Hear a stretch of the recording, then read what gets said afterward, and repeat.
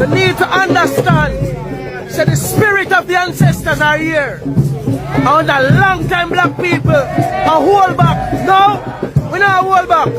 If you touch Ibrahim, you touch Jamaicans. You touch real Africans in Jamaica. And every American in Jamaica needs to be careful if we don't touch him. Are we serious? Very serious. Very serious. We're very serious. Very, very serious. And I'm not talking to you. No, I the king that. Yeah. Yeah.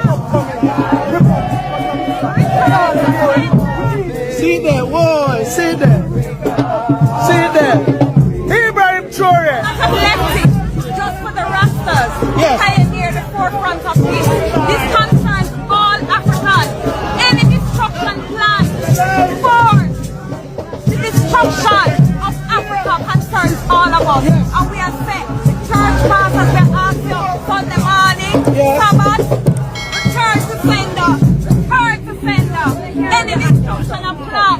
You decide of only to be concerned about myself, but the upliftment and liberation of all Africans. Anything of plan, anything that's a return to sender. Return to sender. We don't send CIA agents and all kind of people for destabilize people's economy. We're sick and tired of UNO, America and France and Europe. We don't go ahead. Revolution. Red, white and blue. Revolution. Nothing to do with you. Revolution. No red, white and blue. No red, white and no blue. Red, green, gold and green. Remember me tell you.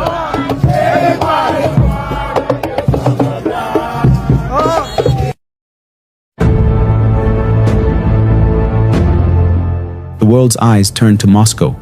Victory Day celebrations were near, but this year, something unexpected took center stage. A Russian jet touched down. The cabin door opened. Out stepped a young African president, Captain Ibrahim Traoré. No suit, no tie. He wore full military gear, rifle slung over his shoulder, pistol at his side. The Kremlin runway fell silent. Flags fluttered, cameras clicked, onlookers froze. This wasn't just another leader stepping off a plane. This was a statement, a challenge to the old world order. He didn't arrive through normal diplomatic channels. He didn't come on a commercial flight or a Burkina Bay jet. He came in a special Russian aircraft, dispatched directly by the Kremlin. The Burkinabe presidency simply said, "President of the transition arrived Thursday in Moscow." But what followed was far from ordinary. From the moment he touched Russian soil, his presence stunned the world. Because this wasn't just a visit, it was history being made.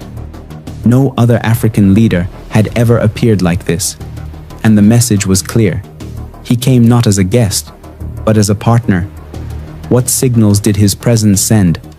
Why did Russia choose him, a 36-year-old revolutionary leader who rose through a military coup, who cut ties with France, and who openly challenges neo-colonialism? The answer is simple. Because Ibrahim Traoré represents a new chapter, one where Africa stops asking for permission, one where alliances are being rewritten in real time. And in Moscow, under the shadow of Red Square, this defiance was on full display. The world watched the images, but few understood what was happening behind the scenes. This was not diplomacy as usual. This was power being repositioned. From West Africa to Eastern Europe, lines are shifting, and standing at the center of it all was a young soldier president in a red beret. So ask yourself, what were the 10 shocking moments the media didn't explain? What did every step he took on that runway mean for the future of African politics? By the end of this video, you'll understand why Captain Traoré is becoming the most watched African leader on the global stage, and why his visit to Moscow may mark the start of a new geopolitical era. Let's break it all down. Welcome to the world of research. Welcome to the large family of wisdom in narrations.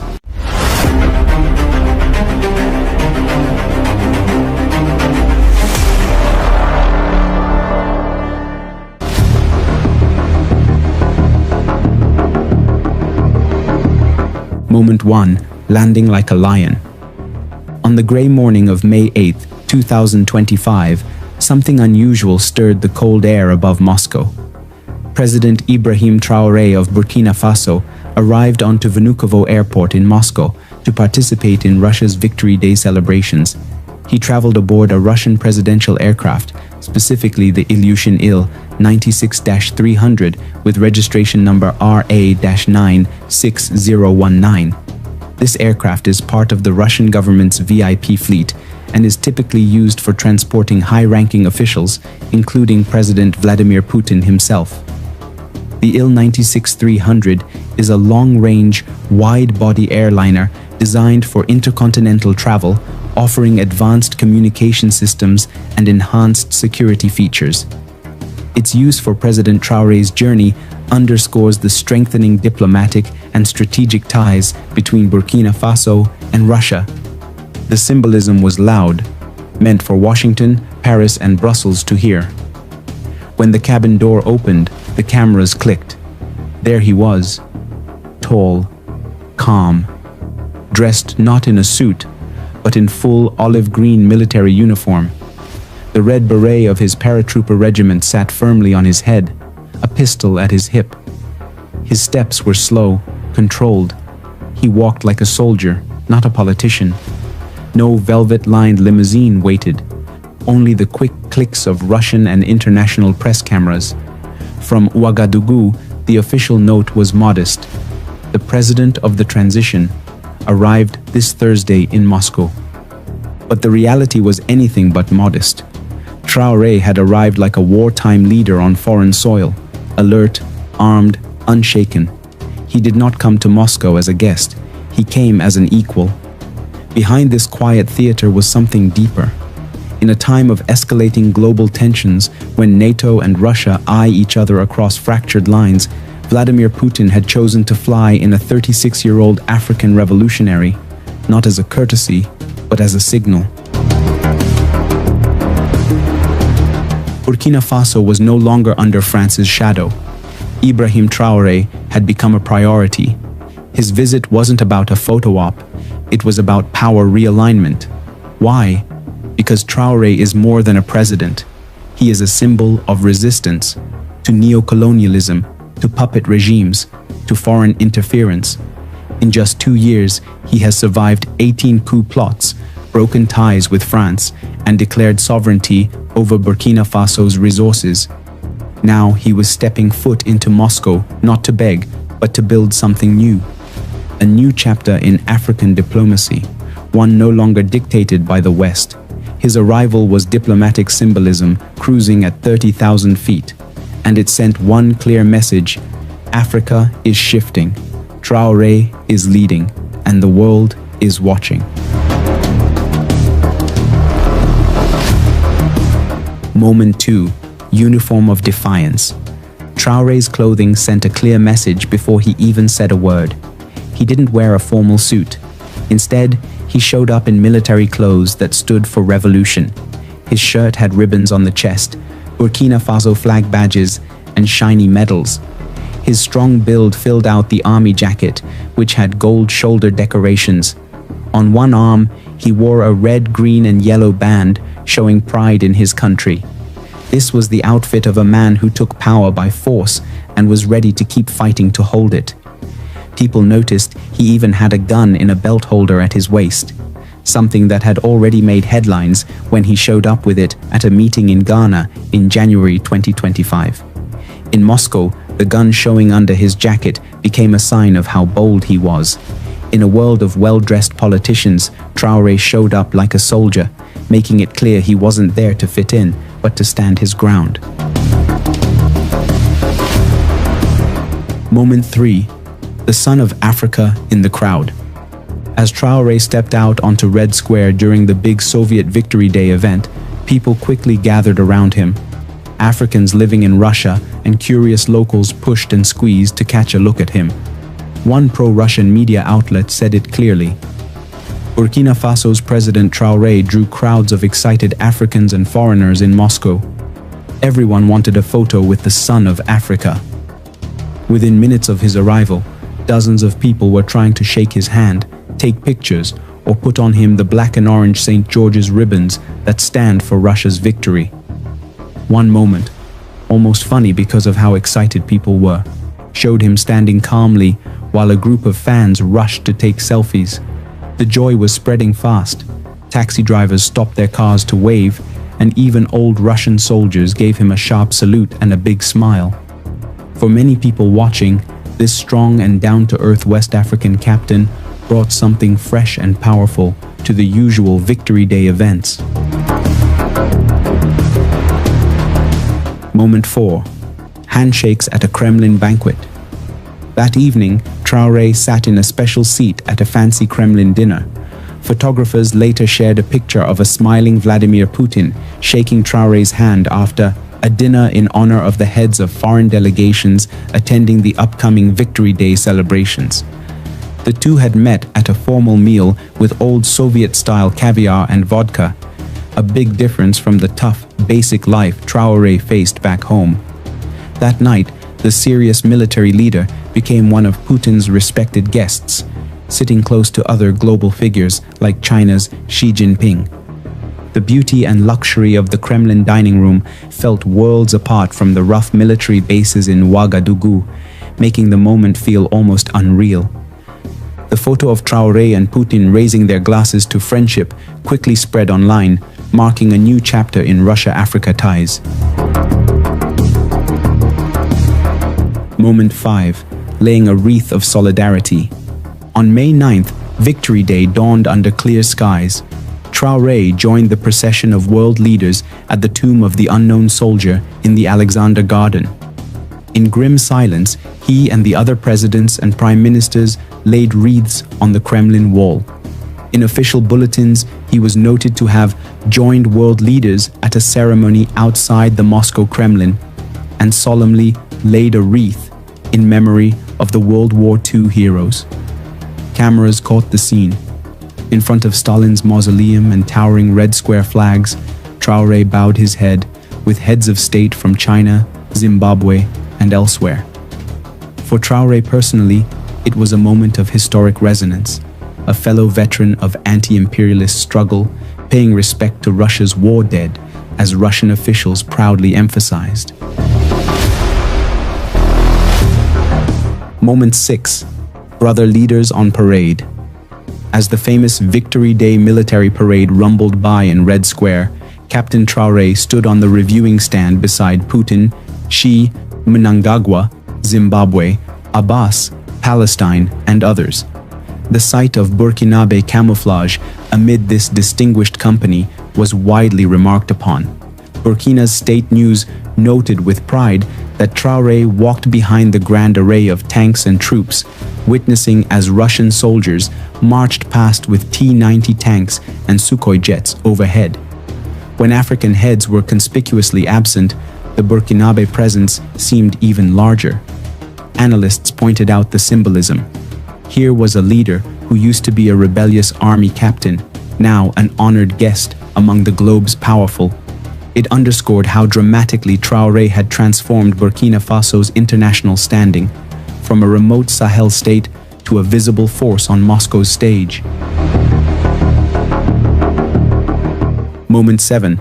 A Russian university's royal welcome. The morning after Victory Day, Traoré visited Moscow State Technological University, Mendeleev University, to give a talk, another surprise stop on his schedule. President Burkina Faso, Ibrahim Traoré.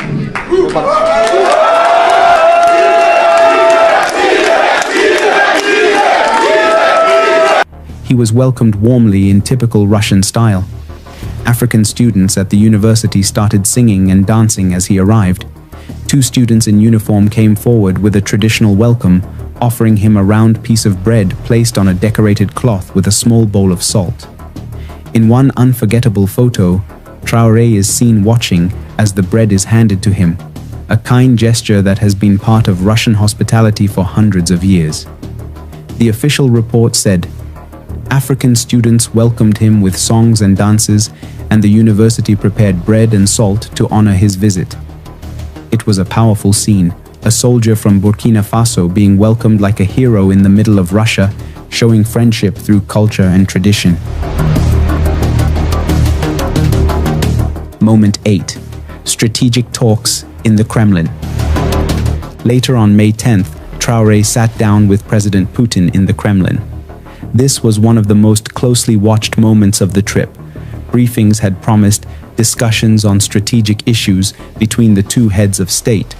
While no formal communique was made public, insiders said the agenda included security and defense cooperation, a topic long anticipated by many observers. In fact, Reuters had reported in August 2023 that Moscow's deputy defense minister had already visited Ouagadougou to explore possible military cooperation with Traoré's regime. Among the areas discussed were training of Burkinabe troops, even pilots, in Russian academies. Now, in Moscow, Traoré had a chance to seal those plans over Putin's map table.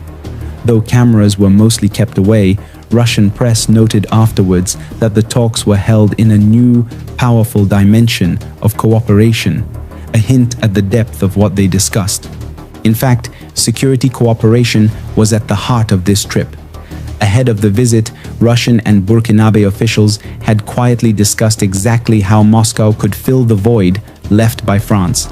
A Reuters report last year noted that during talks with Russian officials, Traoré had explicitly laid out his wish for military aid, even asking that Burkinabe officer cadets and officers, including pilots, be trained in Russia.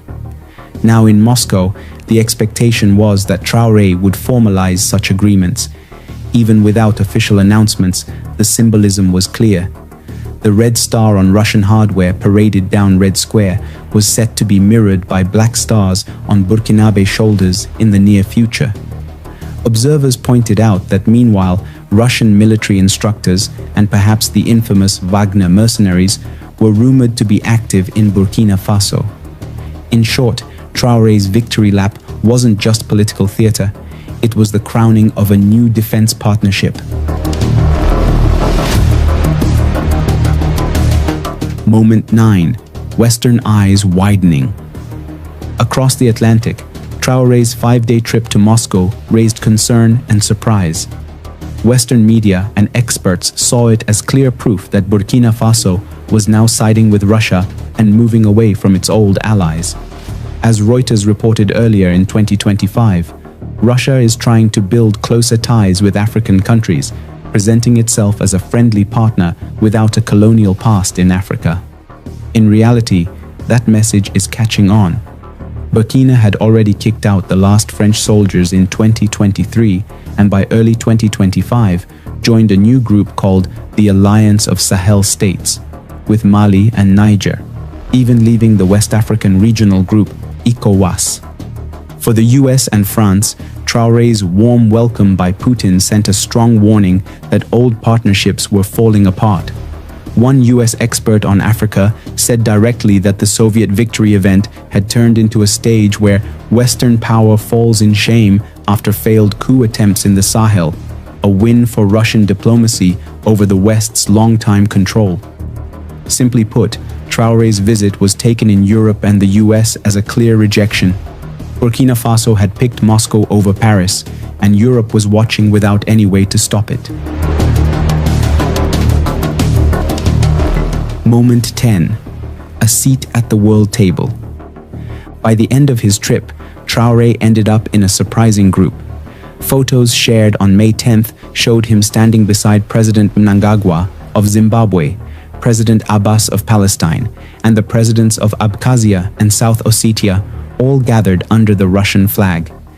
In the Kremlin's official message, they were called the heads of foreign delegations, honored during Victory Day. For many people watching, the scene was unexpected. An African army captain in uniform, standing confidently with leaders from Asia, the Middle East, and regions involved in long-running conflicts from the old Soviet Union. It showed the beginning of a new group of non-Western countries coming together in Red Square. Traoré's black gloves and the red flags made it feel like the world's power map was changing. In that moment, the message from Moscow in 2025 was clear. Burkina Faso, a small but bold country, had claimed its spot on the world stage, standing side by side with other rising powers. Traoré's fast-moving week in Moscow will be remembered for a long time. Was it a strong show of independence or a risky move? Many African watchers say it was both. He left Burkina Faso with stories to inspire his people, marching in Russian style, eating sea bass, and standing in the impressive halls of the Kremlin, showing clearly that the time of following Paris is over. At the same time, some Western experts warn that giving so much support to Russia might have a cost, becoming too dependent or facing new outside control. But everyone agrees this visit showed a high level of trust between Traoré's military government and Moscow, built on their shared fight against colonial control. The pictures of Traoré in Red Square have already created a clear message. Captain Traoré, once a little-known African soldier, stood at the center of world politics in 2008-2025. Only time will show where this Russia-Burkina Faso relationship goes, but for now, it has clearly changed the story of the Sahel and global diplomacy on Victory Day.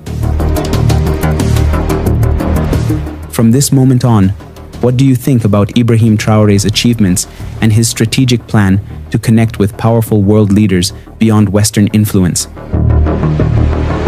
Thanks for watching. I wish you better life, foods, and money. Stay in the Big Wins family.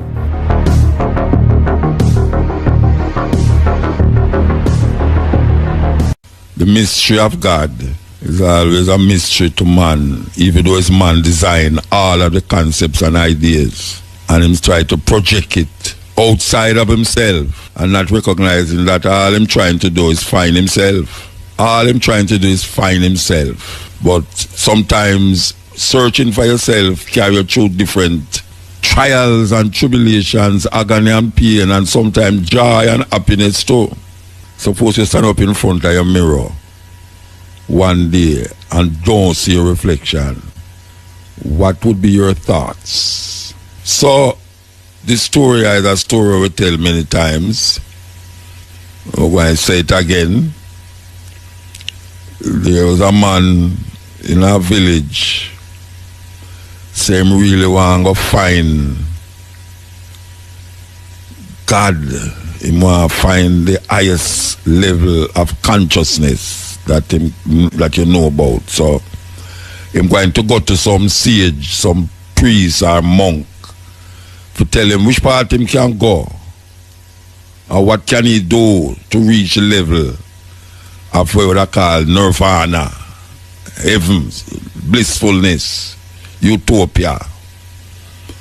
Well, the first one I'm going to tell him, he must go down in another village and he must see a lot of women, beautiful women, and them will satisfy all his desires and make him reach to nirvana, or what you call blissfulness. So I'm travel for days and go down to the village, buck up and whole heap of women, and after him done go through everything, him find out, say, no, him not find God or where him a look for. Him not find the consciousness where him a look for.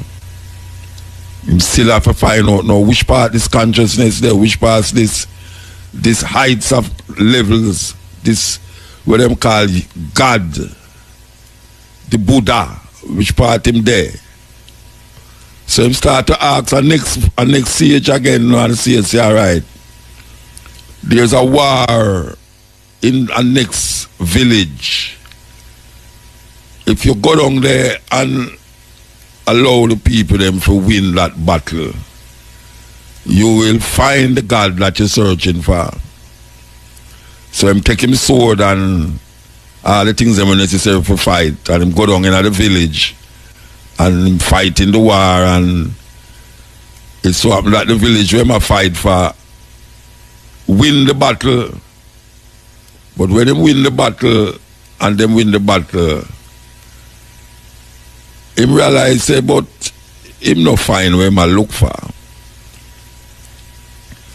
So him have to go find a next monk, priest or sage. And the monk tell him, say, all right, there's a mountain. When you look up there, you see almost like the clouds upon the side of the mountain. You're going to go up to that mountain, and in that mountain there's a cave. And you're going to go into the cave, and you're going to find a book. And that book will lead you to where you look for. The level of consciousness where you look for, you will find it in that book. For those of you who just joined me, we was talking as a story, was telling a story actually about a man who was searching for God, searching for that heights, that nirvana, that utopia. And we were saying that he passed through villages that was in war, and him helped them win the war. Village with a lot of beautiful women. Him had him way with them. And now him find out one now who tell him, say, look here now, there's a mountain top that you have to go to. And there's a cave, and you're going to go in that cave. And you're going to see a book. And you will find what you're looking for. The thing is that him did have to go back through the village them. And him have to go back to where he was coming from originally. But him actually never come from the mountain top. He was right in the valley of the mountain. So him turn back, and it take him days to travel. He may be buck up at a place where it's more riches that him could ever say. And the riches that where him could have say, even though him see the riches and realize him could have attained that riches, it still never give him that fulfillment where I look for. That God where I look for. That search where I look for. So him reach a mountain, and him decide say I'm gonna go up the mountain. And him start to trek up to the mountain till him reach a cave. When him reach a cave, him go inside of the cave, and him see the biggest book him ever see. Big book. Never see such a large book before. And him say, okay, because you know I don't know how this is going to work, because there's nobody here but me. And the monk did say, I'm going to find God up here, but how can I find God in a place where I alone is with a book? So him say, so him remember to say, he must open the book. So him got to know, and him decide say him going to open the book. Him open the book to page 1. And what him see in the page was a mirror. And him say, this come like a game, you know. This come like a joke business. So him turn the next page, and him see a mirror. And these 2 pages are reflect himself in it. And him keep turning the pages and turning the pages, and all him say upon the pages was mirrors of himself, was reflections of himself. And him really try to figure out what the hell is happening here now, because how can this man send him on such a long journey to find a book with mirrors, the book of mirrors that only reflect him. And then him say, a man coming out of a dark place. When him look, is the same monk. When him tell him say, must come to the mountain top, to the cave. And him say the book. And in that book him will find God. The sage come out, him look at the sage and say, what kind of joke is this?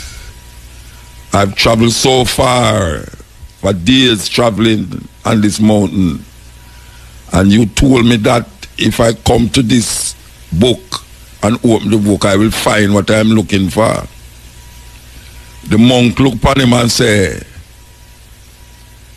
you have found what you're looking for, but it's just because what you're looking for look like you, why you choose not to accept it. Because really and truly, the God that you're searching for is you. Yes, the mystery of God is always a mystery to man, even though it's man design all of the concepts and ideas. And him try to project it outside of himself and not recognizing that all him trying to do is find himself. All him trying to do is find himself. But sometimes trials and tribulations, agony and pain, and sometimes joy and happiness too. We all search for that nirvana, that utopia, that never-ending bliss. But most of we grow up to search for it outside of ourselves, and we lose trust in ourselves. You know, sometimes them say, you are what you eat. I say, you are what you think. You are what you think. And sometimes your mind carrying you some places where your body can't ever go. But it's still you I go there. Because there's no mind in mind. So come back now to the first question where we ask. Suppose you're looking at a mirror, and when you're looking at the mirror, you don't see yourself. What would you think? Why is this important to know?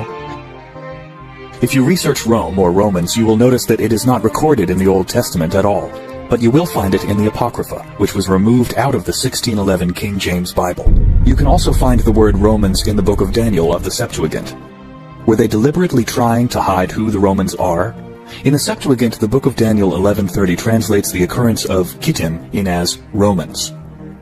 Maccabees 1:1 states that Alexander the Great, the Macedonian, had come from the land of Kittim, or the land of the Romans. Joshua 10:16, and the children of Chittim are the Romans, who dwell in the valley of Canopia by the river Tiber. There is estimated to be about 100 books that have been either removed or not included in the Bible. The Catholics even debated on whether or not to remove the book of Revelation out of the Bible. Louis Ginsburg, in his book titled Legends of the Jews, writes, "They, Esau and Jacob, will never be in the same estate. Esau will vaunt lords, while Jacob will have kings. They, Israel and Rome, are the two nations destined to be hated by all the world. One will exceed the other in strength. First, Esau will subjugate the whole world." We see that in ancient times, Edom was to be found amongst several ancient peoples, which they blended and assumed their identity. Other sources show Edomite elements in China, as claimed recently by an erudite Chinese scholar, and possibly also Japan. Edom on the whole may well have had a major influence amongst many of the world's populations. But in the end, Jacob will rule over all. Legends, Volume 1, page 314. Ginsburg further relates that God will call out to the Messiah, "Roar at this monster that devours the fat of the nations, that justifies its claims for recognition through being a descendant of Abraham by his grandson Esau, the nation that kept Israel back from the study of the Torah, and tempted them to deeds that are in accord with the wishes of Satan." Legends, Volume 3, page 167. Don Isaac Abarbanel, 1437-1508, a wealthy Jewish statesman and philosopher, believed that a tradition existed that many of the early Christians were Edomites. Ernest L. Martin, an author, historian, theologian, and meteorologist, in a book titled The People That History Forgot, claimed that most of the Edomites from Edom and many from Tyre went to the west to Italy and other places, where they became Christian. His book says that the Edomites migrated in masses to western regions of the Roman Empire. They became Christian but retained something of their previous practices and influenced early Christianity with their pagan traditions. Esau, like Jacob, was a mighty man of renown in ancient times. He was an explorer and wanderer, as well as a mighty hunter. He and his descendants, the Edomites, also founded or were part of the founding of such ancient world empires as that of Rome, Troy, Tyre, and Carthage, Italy, as well as Spain and the Ottoman Empire. In fact, the Book of Joshua contains the following pertinent information. And the children of Chittim continued their pursuit of Edom, and they smote them with a great slaughter, and Edom became subject to the children of Chittim. And the children of Chittim ruled over Edom, and Edom became under the hand of the children of Chittim, and became one kingdom from that day. And from that time they could no more lift up their heads, and their kingdom became one with the children of Chittim. The book of Joshua 60 mentions that the son of Eliphaz, the son of Esau, fled from Egypt, he and his men, and they went away. And he came to Africa, which is Dinhaba, to Angeas, king of Africa. And Angeas received them with great honor, and he made Zepho the captain of his host. Joshua chapter 61:12. And when Zepho, the son of Eliphaz, saw that Angeas despaired of going forth to battle with the Egyptians, Zepho fled from Angeas, from Africa, and he went and came unto Chittim. And all the people of Chittim received him with great